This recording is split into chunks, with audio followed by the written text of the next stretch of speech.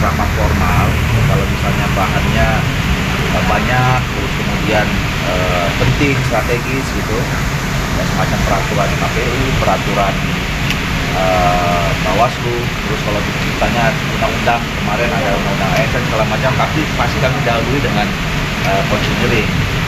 Nah, supaya nanti pada saat rapat formal, pada saat RDP itu semua sudah satu pemahaman, terutama teman-teman pimpinan dan anggota Komisi 2, jadi tidak lagi banyak perdebatan di rapat-rapat formal itu.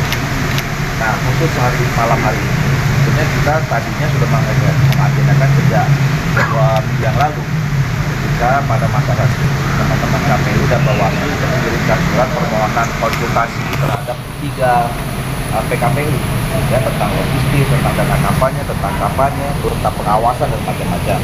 Tapi di dalam 2 minggu ini kan ada peristiwa politik yang luar biasa. Ada putusan Mahkamah Konstitusi tentang yang harus ditindaklanjuti oleh revisi PKPU tentang pencalonan gitu. Nah, makanya kami juga sudah menjadwalkan lama untuk hari Senin besok. Karena kan sebetulnya sampai hari ini kami terjadwal ada kunjungan kerja spesifik di daerah.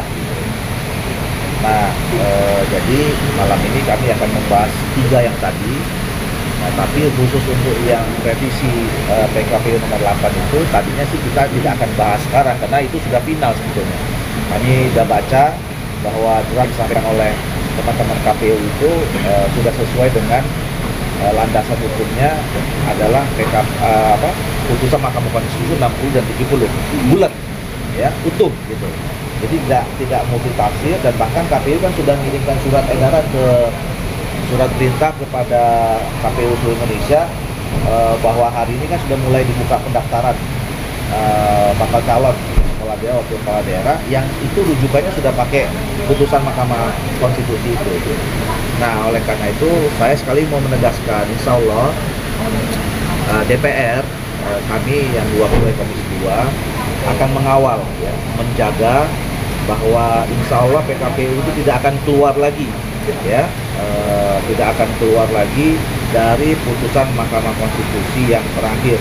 Jadi memang kan KPU itu tugasnya melaksanakan undang-undang yang terkait dengan pilkada. Yang terakhir berlaku itu adalah putusan Mahkamah Konstitusi.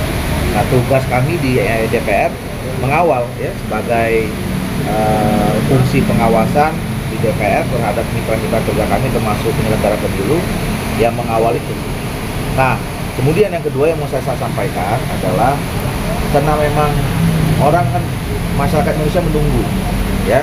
Kita tahu bahwa adik-adik mahasiswa, saya sekali lagi mengucapkan terima kasih dan rasa bangga kepada adik-adik, dan saya sangat prihatin kalau ada adik-adik yang kemarin cedera gitu, ya. Mudah-mudahan cepat sembuh.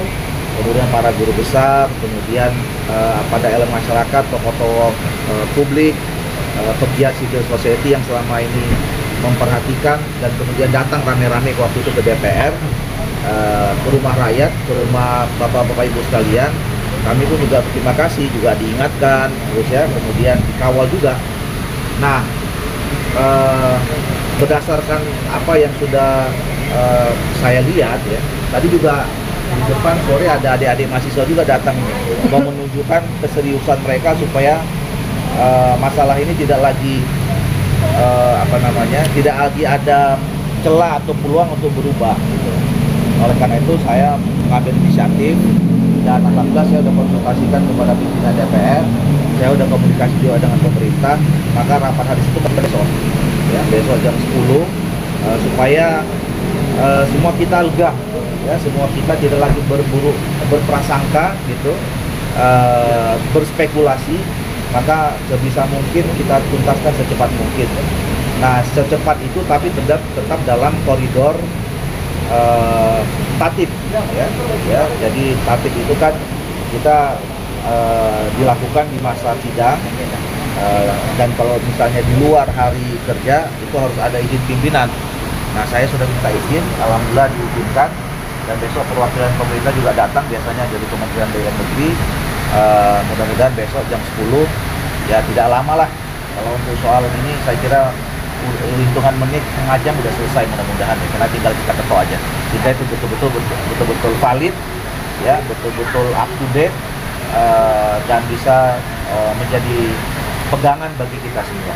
Artinya konseling ini hanya berlaku hari ini saja, tidak sampai hari Senin. Karena sebelumnya Oh enggak, memang konseling itu memang cuma hanya untuk malam ini aja. Ya biasanya satu malam kita bisa selesaikan lah. Kalaupun nggak selesai biasanya dilanjutkan besok. Gitu. Tapi dan malam ini bukan membahas itu, ya, bukan membahas tentang PKPU nomor 8, tapi membahas tentang rancangan PKPU dan rancangan Perwaslu yang tadi saya katakan logistik apa. Karena menurut saya tidak perlu lagi ada yang dibahas soal perubahan PKPU 8 itu. Kami udah lihat, ya, paling nanti cuma memastikan aja, ya, dibaca ulang, apakah ada lagi yang masih terlewat gitu.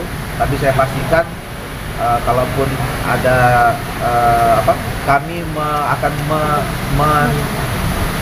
mencermati secara detail, ya, bahwa tidak ada yang terlewat. PKPU nomor 8 itu revisinya persis harus sama dengan putusan Mahkamah Konstitusi nomor 60 dan 70. Termasuk pembicaraan permohonan fraksi itu apakah semuanya sudah sepakat dengan draft yang diisikan PKPU? Ya, maka malam ini kan itu sudah kita bagi. Nah, malam ini nanti mungkin mengkonfirmasi aja. Saya yakin, seyakin-yakinnya, saya kira kan kami sebagai wakil rakyat tentu harus mengutamakan aspirasi rakyat, ya. Sama semua fraksi sama saya kira.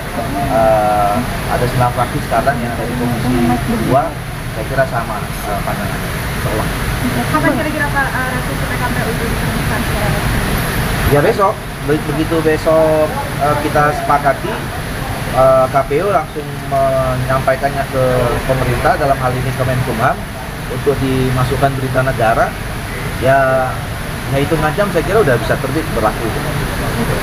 Itu kan teknis administratif, ya, tapi kan prinsipnya setelah konsultasi kita putuskan itu udah berlaku. Oh, sebenarnya Bang Ani acaranya tertutup ya? Acaranya tertutup, tapi kalau mau lihat boleh aja. Oh, boleh aja. Boleh aja. Kita boleh masuk nih berarti. Boleh. Benar ya, beneran ya? Boleh. Soalnya tadi kita nggak boleh. Siapa yang bilang? KPU. Nanti saya ngomong. Oke, berarti kita boleh dengar ya? Boleh. Oke. Terima kasih banyak.